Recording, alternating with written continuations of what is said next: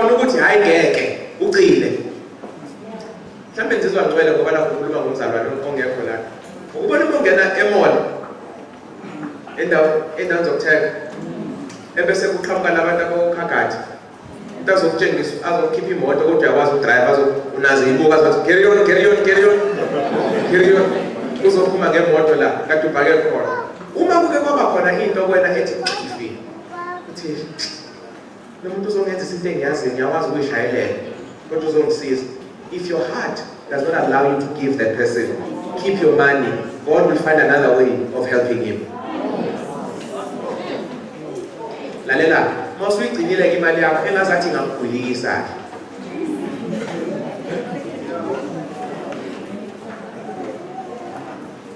Yes.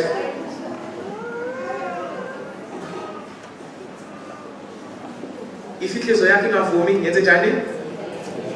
Bathe kuyigcineni kwakho siyakufisela. Uthi ngazathi ngakwenzela lokho ocabanga ukuthi izokwenza.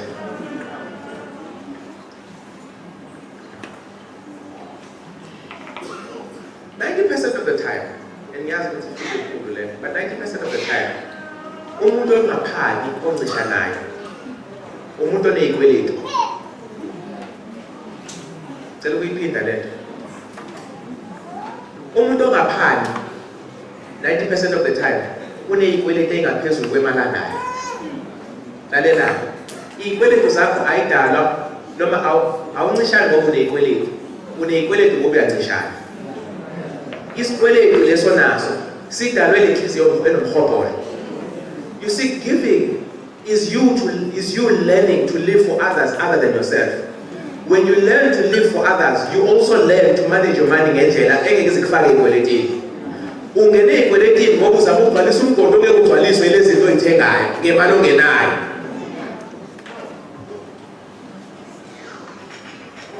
Yangizwa bazalwane, ukulapheka kwethu akukho seyimpahleni akukho uyazowavula ama-account abohulu wethu wavula okathu wethu uvule oko-YGE uwavula ama-account akulandele wonke wavula but lesi silondo ozama ukusilapha ngalezi yimpahla lokuyithenga asiyindawo iyo into yozivala usiza abanye abantu.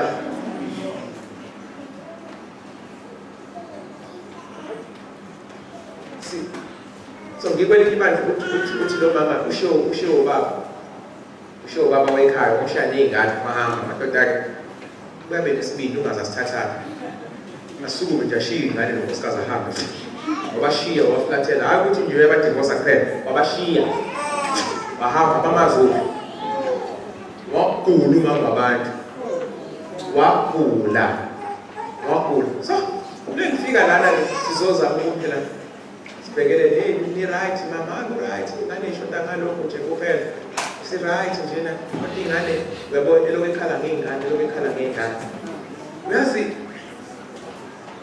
kuhamba isikhathi ubuye le ndoda mayisibuya ayibuyi yodwa isihamba nomamncane iza la ebandleni bafethu ayikho into enzima for umfundisi njengaleyo yabantu abadivosile enkonzele yodwa nabo sebeshade nabantu abahlukene hayi ukuthi bazova bakhonza nabo nazi iy'ngane ziyani nangu ngithi yabona-ke lapho lo sisi uzovela afele enhliziyeni uma gula kanje ihamba le ndoda msukwane ibuya nomunye uzovela amele inhliziyo lo mama lona uzovela amele inhliziyo yafika indoda yakhonza wafika umama ney'ngane zakhe amile every Sabbath and akalimele and akazenzisa ngimthathe ngihambe naye right uyabona ufuna ukuyibuza phela into right uright siswabantu iy'ngane zikahle ufuna ukunikeza iy'mpahla zey'ngane zesikole athi hayi si-right mfundisi si-right hambe eli ntambama bekuphela inkonzo ahambe eli abuye nesikhathi sevese xela ukuthi yini lento ke enza kanje only to discover a few months later ukuthi lo sisi lo oshiwe indoda oney'ngane ayikhulisa yedwa she's got a scheme ayenzayo lapha emafletini ngasempilo uthengela iy'ngane zomakhelwane ukudla ngeSabatha ntambama uzithengela iy'ngane zomakhelwane ama-uniform lo ney'ngane ezimxakeni. Do you know what helped her through her tragedy? It was not counseling. It was given. To live a life that is not limited to you, but a life that benefits others. Izinto ezisibulalayo bazalana sibulawa ungabi notho, sibulawa ukudla ngaphezulu kwalokho ekufanele sikudle. Okay. Besithandaza, umthandazo uJesu ufundisa abafundi ukuthandaza. Bakuthi sezulwini yakhumbula umthandazo omkhulu. Bakuthi sezulwini. Ukunake le mthandazo la, ngiyalithanda lesingisi lithi the model prayer. Indlela ekufanele sithandaze ngayo. Akufanele sithandaze uyamthandaza. Usitshengisa kufanele kuthandazwe kanjani. Asikiyeke konke lokho kunye. Iyodwa into engiyithanda ngawo, noma ngifuna ukuyibalula namhlanje. Kunolayini owodwa laphayana kuleya mthandazo okhuluma ngokucela izinto eziphathekayo. Uwodwa. The rest of the prayer is requesting spiritual blessings. There's only one line that requests a material blessing. One line. Thandazo wonke. Line owodwa. Sipha namhla? Simple set. Give us this day our daily bread. Ngamanye amanje, isipho sinika sona namhlanje, angabe isipho esosala sisidle kusasa. Angizwe. Isipho sinika sona namhlanje, angabe isipho esosala sisenze njani? Sinika isipho sendlala yanini? Yanamhlanje. But that's not even the most powerful thing about the prayer. In the powerful ngalo yamthandazo ukuthi ngesikhathi siwuthandaza, ngiyuthandaza mina, nguthandaze ngingedwa, kodwa nguthandazele nalabo esiswele nabo. Siphe isinkwa. Ukusho ukuthi besifika isinkwa, angisidle ngazathi ngithe ngiphe isinkwa. Ngitsesifikile isinkwa ngikhumbule ukuthi ngisicela sibaningi, angikwazi ukusidla ngedwa. It is corruption to consume all your blessings forever. Nobody to who corrupt. Christians are corrupt.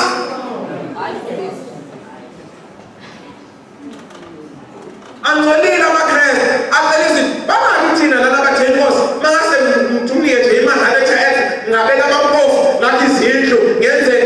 And you know why the prayer has not been answered? You know why don't it is because Thixo yazi inhliziyo yakho lehluleka ukufana nokuncane izoba nenkinga nokufana nokukhulu.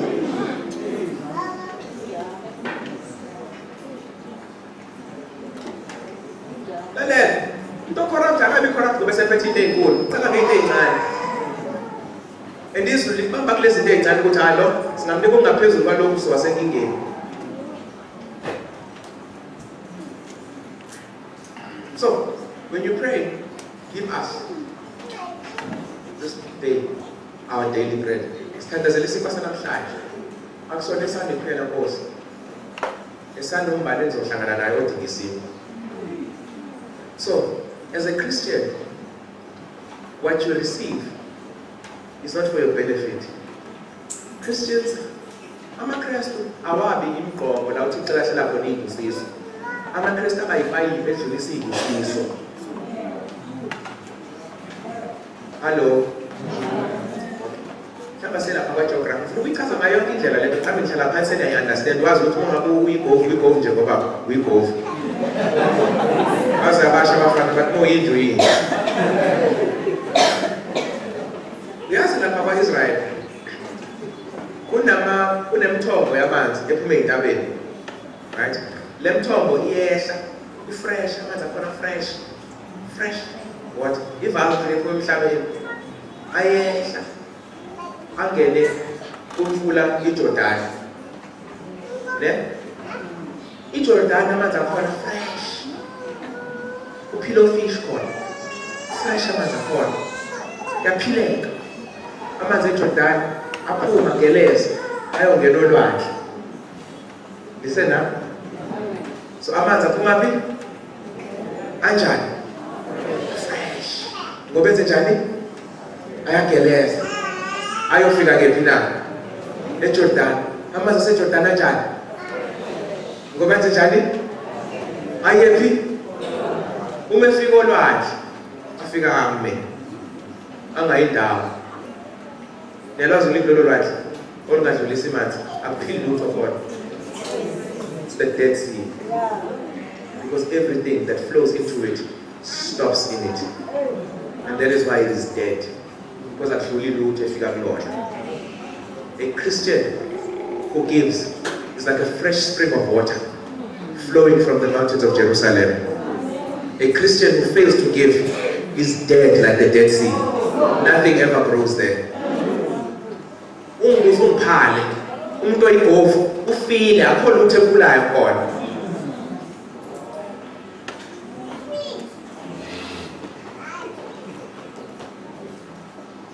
So ungapi kwakho siyathola akugwilikisi because nalento egcinayo ngeke iphilise ngesuku olulodwa.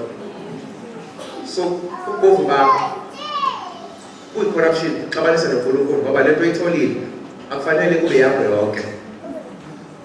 Uma ikwazi ukugcina namhlanje uThixo naye ezogcina kusasa. Dlulisela okusalile kwabanye usuke uyiqeda. Stop being corrupt. So 3 siyathola ukuthi uma uyigcina iyakubulala. Hello? Yenze njani? File nje awubulawa uhlupheka. Ubulawa kuba nokuningi. Dead. No freshness. Nothing grows. Feeling. Ingakho uzogcina ukhuluma statement ukuthi mfundisi ukhuluma wabala amagama akho uphila ngemali yami njani. Dead. Dead man talking. Feel. Akho lutho. Enze njani? Nokukhulana. Akwenze nje namhlakathixo ngiyakuchallenge ke manje. Ngiyakuchallenge. Inselelo. Uselenselelo manje. Akwenze nje. Awuthole into lakini asakafika nasemnikelweni sicedile emnikela ngithi sicedile emnikela awukuthole into la uphila khona umuntu la ungakhona nomngane one-robot ayakulona njalo ekuseni every day bekule robot ebusuku uthenga isini uthenga upholoto uthenga iram athenga ubisi ayile robot njalo ayolinika umfana omalapha erobotini iproject yakhe uyenza every day without fail.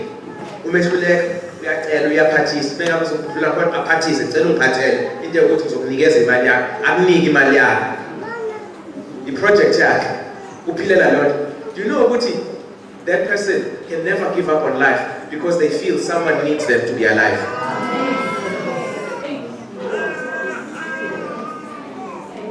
Ngishamashawa umhlaba umenzeni. They will never give up on life because they found a purpose to live for. Ingakho nebushawe ikwele ucabanga ukuyibulala akekho noyedwa nesikwele ukuthi ngifa ngiphila ngeze ngiyikanje. Akekho noyedwa osho njalo. Akekho noyedwa osho njalo. Amen. Awukhulume nomuntu one-crash ekade ingane zendaba athi awukwazi ukugula. Ingane zami zogada ubani namhlanje avuka athi awukwazi ukugula isobha liphekiwe zizodlala iy'ngane namhlanje. What is keeping him alive is not their health, it is the purpose. When we give, we accept the purpose that God has given us. Ngelinye ilanga ile nhloso le oyamkelile eyokuphilisa sengasavumi lutho. Iserious tonekwelete abafuna ukuvuka ekuseni ngisho sezofika usuku lokhola bebona mhla 25 abantu bahola izolo bebona mhla 25 ababezolo mhla 27 uyabikela njengoba kulekhuluma indaba yokuhola ngoba uyazi ukuthi ayikhona eyodwa ezofika kuyena usedlala nje umjaho wamahashi nama-debit orders eyofika kuqala yona eyodla kuqala akakwazana ukuvuka. But what happened? They kept all that they have and now they have nothing left even after keeping it.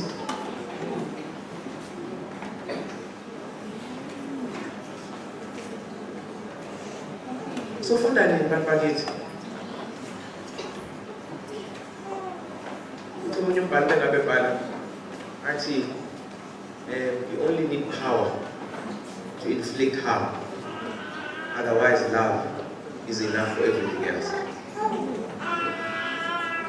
You only need power to inflict harm, otherwise love is enough for everything else. Dingamandla bekhona ufuna ubale imali. Otherwise uthando lwanele ukwenza konke okunye. Asivumeni bazalwane ukuthi bengenzeki akusikona ukuthi asinawo amandla ngoba sifuna ukwenza akusikulimaza umuntu. Asivumeni ukuthi asinalo uthando. Let's be honest about it. Akusona amandla singenawo ngoba sifuna ukulimaza umuntu. Reason why ngenzeki ukuthi uthando njani? Ngiyabuyela kule. Singamane sibe le DSTV emakhaya. Sikhonza enkonzweni nodoko olubhidlikile. Kunokuthi singabe na DSTV emakhaya. Singamane amafena raste. Enkonzweni bevula kukhipha udust aphafuza udust. Ulogo baphatha amaphiko. Kunokuthi ngivalele iDSTV kwakho.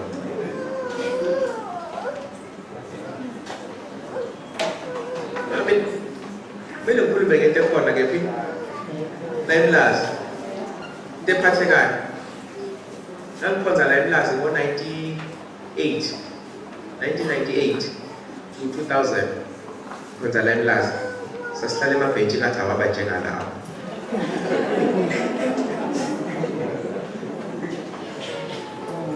Angisho ukuthi kodwa ayithi awabe nje. Sakhonza la eMlazi. And I know the problem is not power, strength. Uthando. Hello.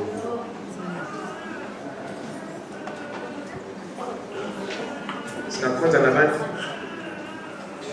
Sikhonza nabantu begqoka impahla yesabatha nesabatha. Sibahleke. We saw in our past as an opportunity to make a joke, never as an opportunity to make a difference. It's hard. When people's poverty becomes a joke, the problem is, it's hard. I know. Who got there?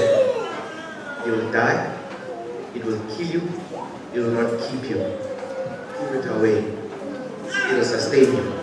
It will give you purpose. It'll give you a reason to live.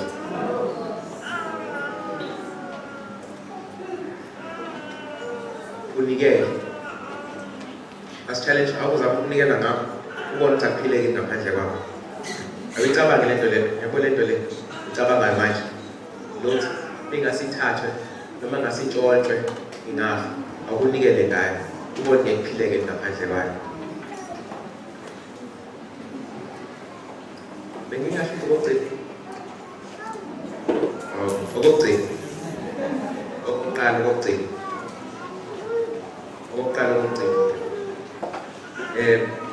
so ubuhlungu noma it hurts because sibambelele kona ne siqhubekile kona sinamathele kona so bekusuka kuyaxebuka ngiqala ukujima ayingazama ukujima phakamisa izinsimbi yabo ufuna isikhanda khanda umfishane mina awukwazi ngafishane zathi kumele ngazathi ngathi so ngaphakamisa izinsimbi so bebe ngifika ejimini ngiphakamisa lezi zinsimbi lezi ngizama phakamisa ngoba nenyama lana lenze ngoba nje usozinyama ngempela ngifuna ukubhedela abantu ngiphakamisa okokuqala kwadlula usuku ngolandelayo wangavumi ukuthi ngenzeke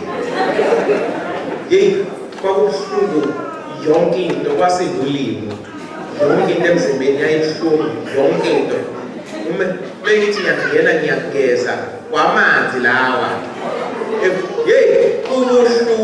kubuhlungu ngasayinda bathi yabona ngeke ngiphinde ngenze lento ngabuyela kulomfana lesasijima naye ngamtshela yabona ndoda ngibuhlungu engibuzwayo njengamanje sengidecidile angeke ngiphinde wathi hayi no man walekhalaka wathi no man no it only hurts because you're not used to it. It gets better with time. It hurts because you're not used to it. But mama salaka zonke njani uzojwayela kuze kubuhlungu uzobona qhubeka work through the pain.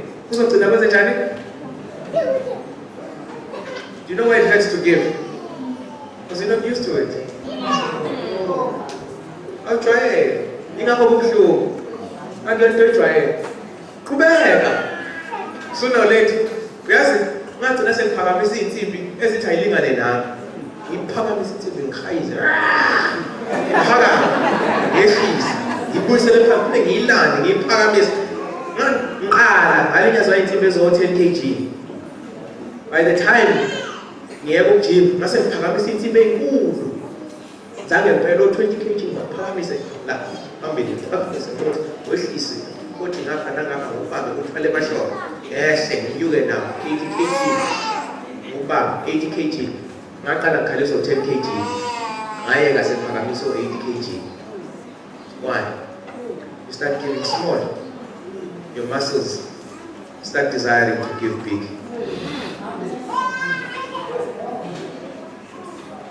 Yes, Tala ngokunikela kanjani?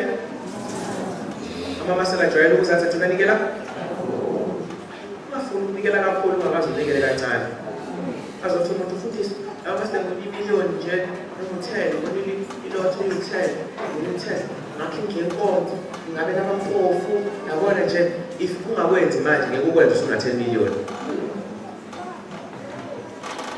Angeke ufunde ukuphi usuna-10 million ungakwazi ukuphi no-100 rand. uNkulunkulu akusifunda kwesakhe maze phakade amen. Ngicela ukukhulekela lapho abathi Nkosi akungiphi inhliziyo ezofunda